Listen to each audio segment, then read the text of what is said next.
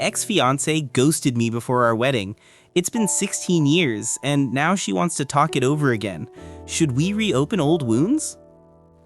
I'm 39 years old now. When all this happened, we were both young. I was 23 and she was 22. We dated all through high school and all through college.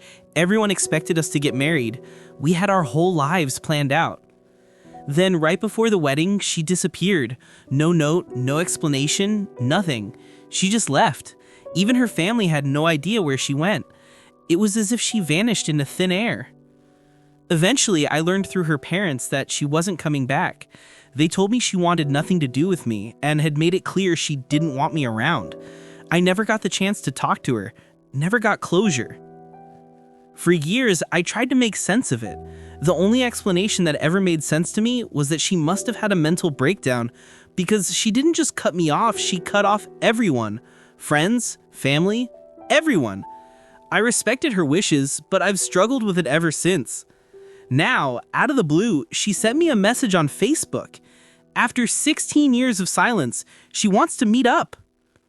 I'm an absolute mess of emotions right now. Angry, nervous, hopeful, sad. I still have feelings for her. I don't know if I could ever take her back, but looking at her Facebook profile made all those memories flood back. She looks even more beautiful than she did back then, and she's single. I'm so conflicted. She won't tell me anything about why she left. She just says it's best to talk about everything in person. From her posts, I can tell she's been through a lot. She writes about weakness, shame, regret, and loneliness. Part of me thinks it's stupid to even consider seeing her again. She'd ghosted me and left me broken. But another part of me never stopped thinking about her. What should I do? Should I ghost her in return? Should I call her out? Or should I just see where this date takes us? Too long, didn't read. My ex-fiance, who ghosted me right before our wedding 16 years ago, just messaged me on Facebook asking to meet up. I don't know what to do. One commenter said, "First off, that's rough. 16 years is a long time. Would meeting up with her set you back emotionally after all the time you've spent healing? Or would it give you the closure you never got?" The original poster responded, "I don't know. I just want closure. For the longest time, I thought she had cheated on me. But from what her family and a few mutual friends told me, it seemed more like a complete mental breakdown. She was terrified of the wedding, her finals, her career, everything. She was beyond stressed and ghosted everyone. She eventually came back into people's lives, but I was never part of that. I've never stopped thinking about her." Update, April 13th, 2020, 2 days later. Well, that was something. I got closure at least. We met at a cafe and sat outside to talk. The first thing I noticed were the scars on her arms and how much pain there was in her face. Long story short, she told me she had wanted to break up long before the wedding, but she was too weak and too scared to speak up for herself. She had a complete nervous breakdown over everything. She said she was angry at her family for forcing her into marriage, for pushing her to have kids, and for making her pursue a degree she didn't even want. She was also angry at herself for not being able to stand up for what she wanted. Nothing she did was justified, and we both agreed on that. When I proposed to her, I did it in a public place. She told me she had wanted to say no, but couldn't bear to hurt me in front of everyone. And honestly, she was right. I put her on the spot. Back then, I made all the choices. I drowned her voice out constantly and never gave her the chance to grow or express herself. I was selfish, focused only on myself. Everything came to a breaking point and she completely fell apart.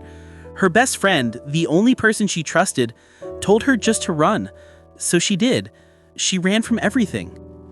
Her life spiraled after that. She spent years homeless after her best friend's husband kicked her out. Eventually, she ended up in prison. She didn't say what for, but she was released about a year ago. Since then, she's been rebuilding her life. She has a job now, she's reconnected with her parents, and she's finally reaching out to me. She told me she never stopped trying to get in touch with me. As for our future, we agreed there isn't one. We're two completely different people now. We live in different places, have different lives, and share nothing in common anymore. She didn't ask for forgiveness and I didn't offer it. She said she doesn't deserve it and feels disgusted by what she did. I wanted to be angry, I really did, but I couldn't. I forgave her. We shook hands, said goodbye, and that was it. That's probably the last time we'll ever see each other. It's bittersweet. I finally got the closure I needed. It feels like a weight has been lifted off my shoulders. I know now that we never had a future together, but still there's sadness. All those years of wondering, the what ifs, gone. But in the end, it's over, and I can finally move on. Do I believe her story? Yes, I do. And even if she's lying, it doesn't matter anymore. I've always known her to be meek, fragile, someone who runs when things get hard. It all makes sense now, even why her parents never wanted to talk about her. They were tiger parents, strict, controlling, and ashamed of her for not living up to their expectations. Too long, didn't read. All's well that ends well. Our relationship is finally over and we can both move on. One commenter said that her friend seemed to have a big influence on her decision to run away, implying she was an enabler. The original poster responded, "Her friend was an enabler, but honestly, so was I. We all were. Her friend encouraged her to run, but nobody forced her. It was her choice. If I hadn't ignored her problems, if I had actually been present in her life, maybe I would have noticed something. It is what it is." Another commenter asked how they managed to meet during the pandemic. The original poster replied, "It was semi-open. We ordered takeout and sat in the parking lot to talk. Not ideal, but it worked." A commenter then asked about his public proposal, saying it must have been uncomfortable for her. The original poster replied, "The proposal shouldn't be a surprise. You should both know beforehand that you're ready. Dropping it on someone at random puts huge pressure on them if they're not there yet." She was right. I proposed in public on purpose so she couldn't say no. I only thought about myself. It never occurred to me that she might have been unhappy or uncomfortable. Another commenter suggested that her ex had been bullied by many people in her life, which might have pushed her to run. The original poster responded, "I abused her. There, I said it. I neglected her needs, forced her into a marriage she didn't want. I'm no better than her parents. It pisses me off that it took me all these years to realize how selfish and rotten I was." At least this poster was honest with himself on where he went wrong. Share your thoughts in the comments and let's get into the next one. My girlfriend laughed about bullying a disabled boy in high school. Now I can't look at her the same way. I'm 24 and I've been dating my girlfriend, she's 22, for about 3 months now. It's still new, but we've had great chemistry. She's funny, confident, and we seem to get along effortlessly. A few days ago, we were just hanging out and trading funny stories from high school. You know, those dumb, harmless memories people tell when they're reminiscing. But when she told me one of her stories, it didn't sound harmless at all. She told me about a weird kid from her school, that's how she described him. She and her friends used to mess with him, pretending to be his friends or even his girlfriend, just so they could humiliate him later. She'd get him to do embarrassing things, show their private texts to others, or help set up elaborate pranks. And she told these stories like they were hilarious. In one of them, she described going on a fake date with this boy at a park. She said that at one point, she asked him to take off his pants for her. He did, and right then her friends jumped out, grabbed his pants, and drove off, leaving him to walk home in his underwear. She laughed while telling me this story. Really laughed. She could barely keep herself from cracking up. But as I was listening, my stomach turned. Because from the way she described him, the way he didn't seem to understand what was happening even after multiple pranks, I started to think this boy might have been mentally disabled or at least socially vulnerable. And yet, after all of that, she told me he still trusted her. After every cruel joke, she'd either deny she had anything to do with it or make up some excuse, and he'd believe her. It's been a few days since that conversation, and honestly, it's still eating at me. She seems so sweet in every other way. She's kind to me, to her friends, and she's never been anything but affectionate. But that story, it's hard to shake. I keep thinking about that boy, how humiliated he must have felt, how confusing that must have been for someone who just wanted to be liked. And she remembers it like it's comedy gold. No regret, no awareness of how cruel it was. Part of me feels ridiculous for judging her for something that happened in high school. We all did dumb things as teenagers. But this wasn't just a prank. It was calculated, repeated cruelty towards someone vulnerable. And the way she still finds it funny now, that's what really disturbs me. So I went online and asked for advice, wondering if maybe I was overreacting. But the responses I got were unanimous. I wasn't. People reminded me that what she did wasn't just teasing, it was a pattern of deliberate emotional abuse. That she had groomed this fake relationship to hurt someone over and over again, and even years later, she had zero remorse. Some people even said, "This is who she is. Believe her when she shows you." Reading those comments made me realize something. I'd already seen hints of that same cruelty in her, small moments I brushed off. Like when she teased my dog by holding food over its head, laughing when it whined. I told her to stop, and she did, but it didn't register then as a red flag. Now it all fits. A few days later, I decided to talk to her about it. Not to fight, but to see if she understood how wrong it was. We spent the evening together like normal. Honestly, we had a great time. It almost made me forget about everything for a while, but near the end of the night, I brought it up. I mentioned the kid again, casually, so she wouldn't feel like I was attacking her. She instantly started laughing even before I said anything else. Then she told me another story about him. I asked her why she and her friends used to mess with him like that. She paused, giggled, and said, "I don't know, he was just a douchebag." That word stopped me. I asked, "Why was he a douchebag? Did he ever do something to you?" She shrugged and said, "Not really. He was just so stupid and naive, it was annoying." Then she laughed again, like it was nothing, and added, and I remembered this word for word, "He had no purpose. He was just there to make people laugh." I didn't even know what to say. It was like the air left the room. I wanted her to give me something, any explanation that made it make sense. Maybe she'd say she regretted it, that she'd changed, that she'd grown, but she didn't. There was no regret, no self-awareness, just amusement. So I told her what I really thought. I said, "What you did was horrific. Torturing someone innocent just because it's entertaining is inhuman. And the fact that you can still laugh about it years later, that's even worse."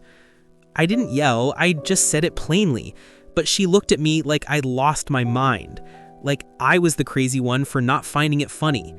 I told her I couldn't keep dating someone like that even though we'd had something good, I couldn't ignore this part of who she was. At first, she didn't even believe I was serious. She thought I was joking. Then she got angry, said I was shaming her just to feel superior, that I was emotionally abusing her, and that I had no right to judge her. When she realized it was really over, she exploded. Called me names, said she never liked me anyway, said I was a loser, all of it. Eventually, I walked away. The next morning, I woke up to a string of angry texts, which I've kept just in case. And even though I was sad, because yeah, I really did like her, I felt lighter, like I'd escaped something. I realized that kindness, empathy, and basic decency aren't optional qualities in a partner. You can't fake those. And when someone tells you, proudly, how cruel they once were, believe them. Because the version they show you now might not be permanent. I'm 18, and my boyfriend, also 18, has been my partner for about a year. We're both honor students, just weeks away from graduation. He's always been the kind of guy people describe as good, at least when you see him one-on-one. But when he's around his friends, it's like he becomes someone else. Someone immature, impulsive, and honestly, kinda cruel. Last night, he called me to come meet him and his friends at Purple Heart Park. I only live a block away, so I told my parents and walked over. When I got there, the guys were literally rolling on the ground laughing, like red-faced, uncontrollable laughter. I asked what was so funny, but they wouldn't tell me. Then one of them pointed toward an older couple walking nearby with a flashlight, calling out a pet's name into the dark. I just stood there, confused. Why on earth would that be funny? The couple looked heartbroken, wandering through the park, clearly searching for their missing cat. When the woman noticed us, she asked us to leave, politely, but with this kind of weary sadness. My boyfriend and his friends burst out laughing even harder once we got into his car. That's when I started to feel sick to my stomach. I demanded to know what was going on. Eventually, they told me. About half an hour earlier, one of them had seen a missing cat poster around the neighborhood. They decided to call the number and pretend they'd seen the cat at the park, just to get the poor owner's hopes up and see what would happen. I immediately recognized the posters. One was on our own mailbox. Those posters had been up for over a month. In Tucson, everyone knows what that means. After that long, the coyotes probably got to it. These men, these supposed honor students, had intentionally given a grieving couple false hope about their dead pet and thought it was hilarious. I felt nauseous. I demanded to go home immediately, and he drove me, still laughing with his friends. I sat there, silent, furious, disgusted, realizing I couldn't even look at him the same way again. I decided right then, I'm breaking up with him. But part of me still felt sick knowing this happened, and that I hadn't stopped it. I kept thinking about that couple, wandering the park with flashlights, desperate to believe someone had seen their cat alive. What could I do to make it right? I couldn't tell my parents. My dad's an animal lover, and I honestly think he would have gone over there and beaten them all senseless, which could have cost him his job. So I posted about it online, asking for advice. Most people told me what I already knew deep down, that I wasn't responsible for their cruelty, and that walking away was enough. Still, I couldn't shake the guilt. A few days later, I finally did it. I broke up with him, over text. He complained that he deserved better after a year together. I told him he didn't deserve anything after what I saw him do that night. He tried to defend himself, saying the prank wasn't his idea and that I should cut him some slack. But I told him I saw you laughing harder than anyone else, and that was enough for me. Since then, people at school started finding out why we broke up. Let's just say his reputation is tanking fast, and I don't feel even a little bad about it. But one thing still weighed on me. Should I tell that couple what really happened?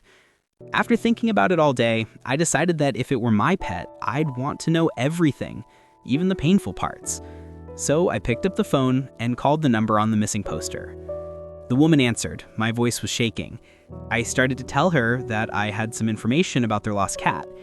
But before I could even finish, she interrupted me, her voice bright, almost tearful, and told me it was a miracle. Their cat had been found. Someone had turned it into Pima County Animal Control 2 days earlier. The microchip company had just called that morning. They'd already picked up their cat and brought it home. I nearly cried from relief. I didn't have to shatter her heart with what those boys had done. Instead, I just told her how happy I was for her, and I meant it with every word. So that's where things ended. I'm single now, and I couldn't be happier about it. I'm free of a boyfriend who thought cruelty was funny, and somewhere out there, a lost cat made it home.